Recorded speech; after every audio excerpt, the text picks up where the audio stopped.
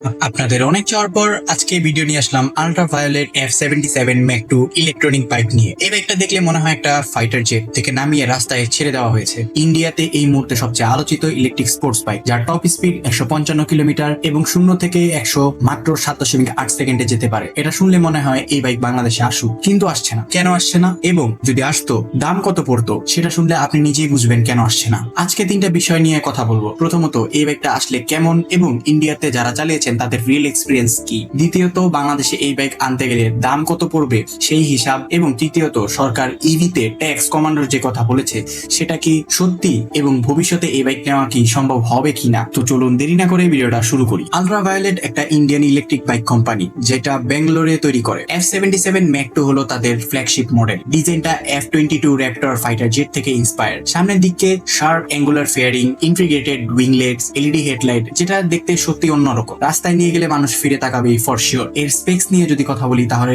এর motor power হিসাবে থাকছে 27 কিলোওয়াট, যেটা খুবই বেশি, এবং টর্ক হিসাবে পেয়ে যাবেন 90 নিউটন মিটার, যেটা বাংলাদেশের সবচেয়ে থেকে বেশি টর্কি একটা বাইক হতে যাচ্ছে। এই বাইকের টপ স্পিড 155 কিলোমিটার এবং 0 থেকে 100 পর্যন্ত যেতে সময় লাগে মাত্র 7.8 সেকেন্ড। এই বাইকটির battery capacity 7.1 kilowatt per hour. এই বাইকটি থেকে রেঞ্জ ক্লেম করা হচ্ছে 211 কিলোমিটার, এবং এটি হচ্ছে F77 ম্যাক 2 অরিজিনাল এর রেঞ্জ। তাছাড়া F77 ম্যাক 2 রিকন ভেরিয়েন্টের রেঞ্জ হবে 323 কিলোমিটার পার চার্জ, যার প্রাইস আবার ইন্ডিয়াতেই অলমোস্ট 1.5 লাখ টাকা বেশি। এই বাইকটিতে তিনটি রাইডিং মোড আছে: গ্লাইড, কমব্যাট, ব্যালিস্টিক। গ্লাইড মানে শান্ত, সিটি ফ্রেন্ডলি। কমব্যাট মানে একটু বেশি পাওয়ার। আর ব্যালিস্টিক মানে সবকিছু একদম খোলা, মানে একদম পিওর ব্যালিস্টিক মিসাইলের মতো পারফরমেন্স দিবে। সাথে থাকছে 5 ইঞ্চি TFT display, Bluetooth, GPS, OTA update এবং লেভেল 10 এর রিজেনারেটিভ ব্রেকিং। ট্র্যাকশন কন্ট্রোল পাবেন এবং ডুয়েল চ্যানেল এবিএস। সাথে থাকছে হিল হোল্ড অ্যাসিস্ট, যেটা আপনাকে ঢালু রাস্তায় বাইক ব্যালেন্স করতে সাহায্য করবে। কিন্তু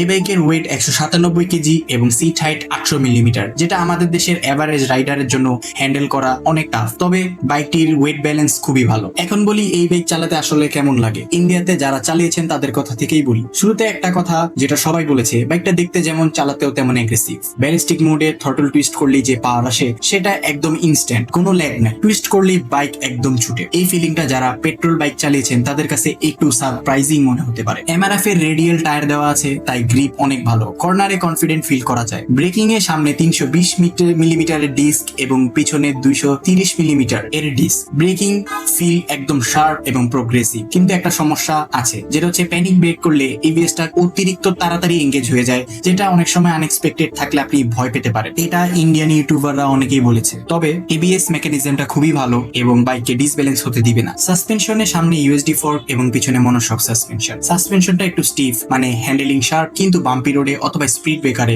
একটু কষ্ট হবে। সিট একটু হার্ড সাইডে, মানে লম্বা রাইডে বা পিলিয়ন নিয়ে গেলে একটু আনকমফোর্টেবল লাগতেই পারে। বাইকটির ফুটপ্যাক ডিজাইন নিয়ে একটা সমস্যা আছে, যেটা সবাই বলছে, মানে পা একটু নাড়ালে ফুটপ্যাক পিছনের দিকে সরে যায়। ওনারা বলছেন এটা ব্র্যান্ডের ঠিক করা উচিত। তাছাড়া মিরর অ্যাডজাস্টমেন্টটাও একটু অদ্ভুত, বাইকের ভিতর থেকে অ্যাডজাস্ট করতে হয়, বাইরে থেকে সরাসরি করা যায় না, যেটা কিছুটা গাড়ির মতো ফিল দেয়। এখন রিয়েল ইউজারদের এক্সপিরিয়েন্স থেকে নেওয়া একটা রেঞ্জ নিয়ে সত্যি কথা বলতে চাই। এই বাইকটি থেকে রেঞ্জ ক্লাইম্ব করা হচ্ছে 211 কিলোমিটার, কিন্তু রিয়েল ওয়ার্ল্ডে কত পাওয়া যেতে পারে? আমি কিছু ওনারের সাথে কথা বলেছি, তারা বলেছে এফিশিয়েন্ট রাইডিং করলে এই বাইকটি থেকে 170 থেকে 190 কিলোমিটার পর্যন্ত তারা রেঞ্জ পেয়েছেন। কিন্তু তারা যদি অ্যাগ্রেসিভ রাইড করে অথবা ফান রাইড করে, মানে থ্রটলটা যদি একটু বেশি টুইস্ট করে, তাহলে এই বাইক 100 থেকে 110 কিলোমিটারই শেষ হয়ে যাচ্ছে। মানে আপনি কিভাবে চালাচ্ছেন তার উপরে রেঞ্জ সম্পূর্ণ নির্ভর করছে। তবে এর প্লাস পয়েন্ট হিসাবে তারা বলেছে এর চার্জিং স্ট্যান্ডার্ড চার্জার দিয়ে 20 থেকে 80% হতে 3 ঘন্টা লাগে, এবং আল্ট্রাভায়োলেটের নিজস্ব ফাস্ট চার্জার দিয়ে দিলে 45 মিনিটেই হয়ে যায়। আর একটা কথা তারা বলেছে এই বাইকের সাউন্ড নিয়ে,